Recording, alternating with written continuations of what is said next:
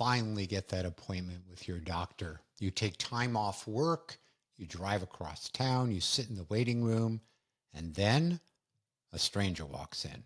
Hi, I'm Sarah, the nurse practitioner. I'll be seeing you today. Wait, where's the doctor? If this sounds familiar, you're not alone.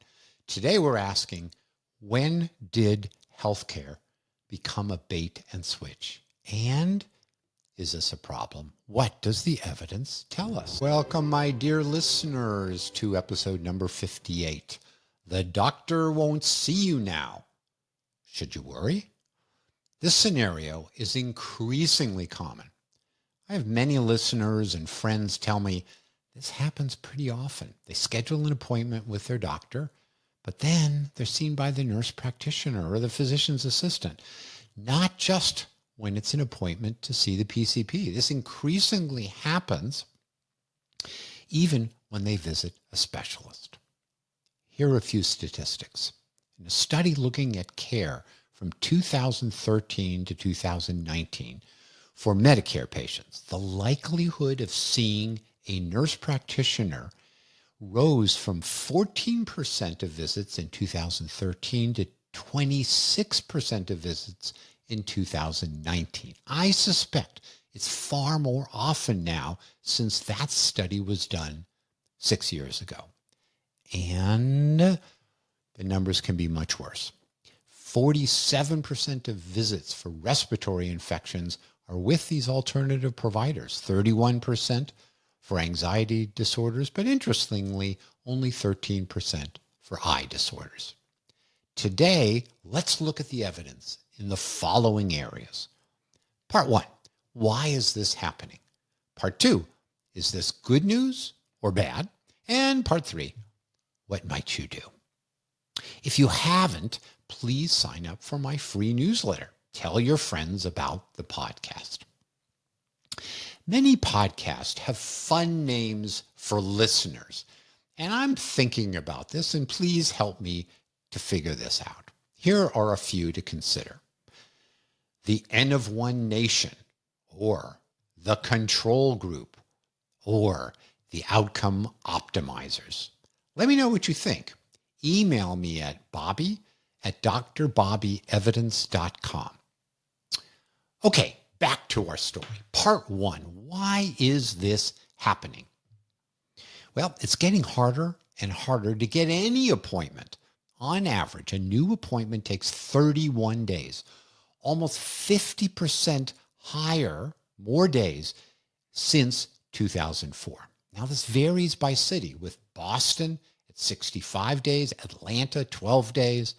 The wait for a GI doctor is about 40 days, a dermatologist 36 days, a cardiologist 32 days. The growing wait is due to rising demand and not enough supply. On the demand side, we have an aging population with more illnesses. It's anticipated there will be a tripling of folks 85 and above in the next decades. Also, the supply is not keeping up. We have too few physicians. It's estimated we will have a shortfall of 180,000 physicians in the next 10 years. Fewer young doctors are going into primary care. PCPs are paid less, they see more patients, and they have a lot more paperwork. Also, a huge number of physicians are retiring. And finally, younger physicians want work-life balance, so they'll likely work fewer hours. My take? Waiting time likely to get worse, not better. One approach to this problem is to have more nurse practitioners and physician's assistants. In 2010, 15 years ago, there were approximately 56,000 nurse practitioners and 30,000 physician's assistants. By 2022, that number increased 56% for nurse practitioners, and the number of physician's assistants increased by 28%. By 2030, nurse practitioners will grow over 50%, with 30% more physician's assistants. My take? It's increasingly likely that you will see more nurse practitioners and physician's assistants.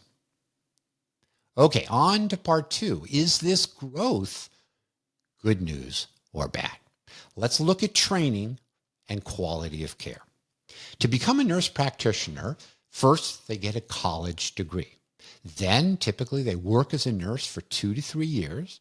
They get a master's in nursing. Now this sounds good so far, but the master's degree I mentioned, 60% are either partly or fully online. Also, nurse practitioners only get 500 to 700 hours of supervised clinical care compared to physicians who get 10,000 hours or so.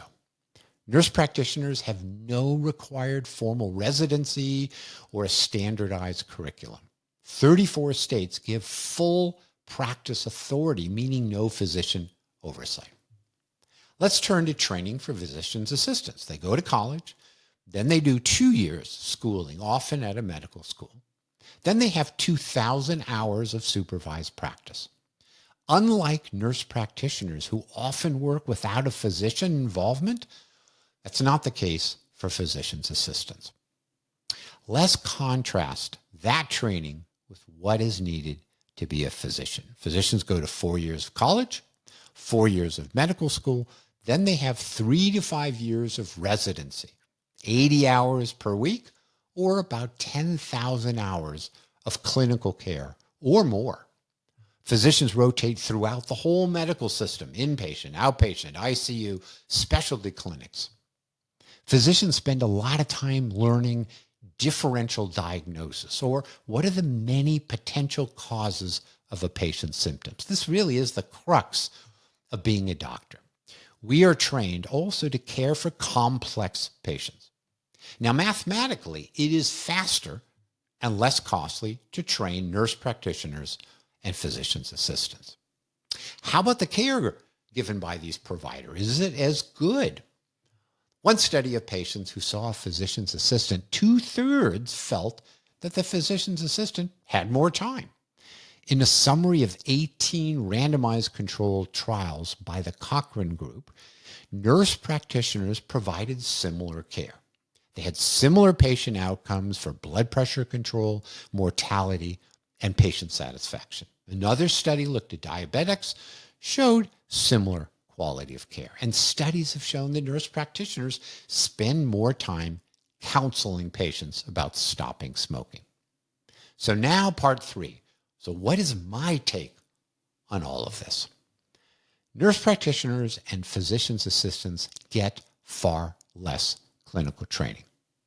But the research shows in general for routine care, the quality is about the same. Are there scenarios where seeing the nurse practitioner or the physician's assistant makes sense? Sure. It may well be the fastest way to get care.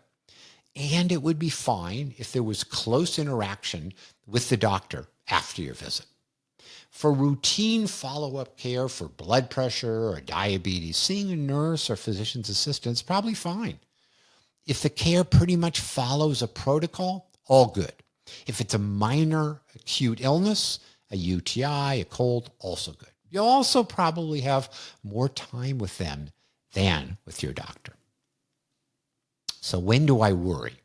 If you have a new or not obvious problem, like a complex headache, unresolving back pain, or continuing fatigue or depression, or you're just not getting better, now I would want to see my doctor. Why? It is critical to have the right diagnosis. Is it heartburn, or could it be cardiac disease? Is the fatigue just due to poor sleep or something more serious like cancer? Also, do you have multiple conditions? Heart, kidney, diabetes, prior stroke? Again, I would feel safer if you saw your doctor or if you take a bunch of drugs. Part 3, let's wrap up. You will likely see more and more physician's assistants and nurse practitioners moving forward. For routine care, likely fine. You get to see someone more quickly, but keep in mind the training is really different. Physicians have extensive and broad training.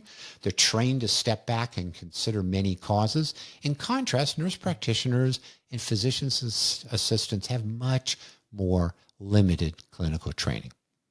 I also want true transparency. Know upfront who you will be seeing. Feel empowered to ask whether they will discuss your case with the physician.